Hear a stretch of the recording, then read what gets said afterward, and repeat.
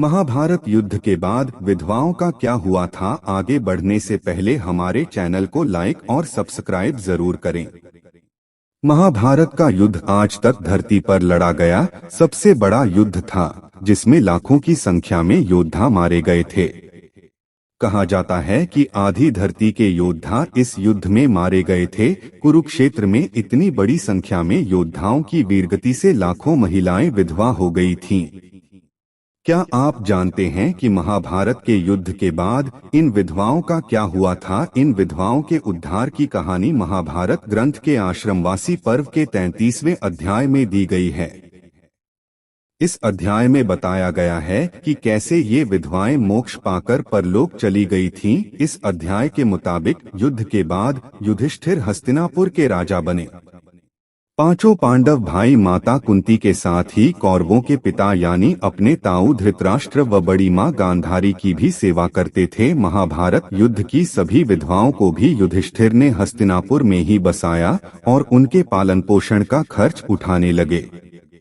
ये विधवाएं अपने पतियों की मौत से दुखी थी, लेकिन राजा से ये नहीं कहती थीं। करीब 15 साल बाद धृतराष्ट्र, गांधारी, माता कुंती और महात्मा विदुर व संजय तपस्या करने के लिए वन में चले गए। कुछ दिन बाद पांडव उनका हालचाल पूछने जाने लगे तो विधवाएं भी उनके साथ चली गईं। पांचों पांडव गंगा नदी के तट पर आश्रम में चले गए, जबकि हस्तिनापुर से आए बाकी लोग वहीं वन में निवास करने लगे। कुछ दिन बाद वहां महर्षि वेद व्यास आए तो उन्होंने विधवाओं को दुखी देखा। महर्षि वेदव्यास ने सभी को कहा कि मैं एक रात के लिए आपको परिजनों से मिलवाऊंगा।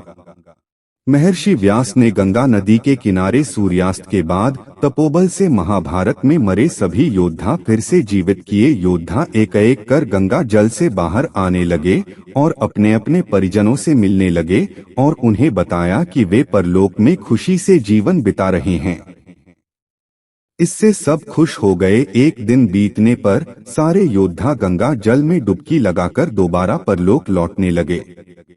इससे विधवाएं फिर दुखी हो गईं, तो महर्षि वेद व्यास ने उन्हें एक और मौका दिया। महर्षि वेद व्यास ने कहा कि जो भी स्त्री अपने पति के साथ उनके लोक जाना चाहती है, वो पवित्र गंगा जल में जीवन त्याग कर जा सकती है।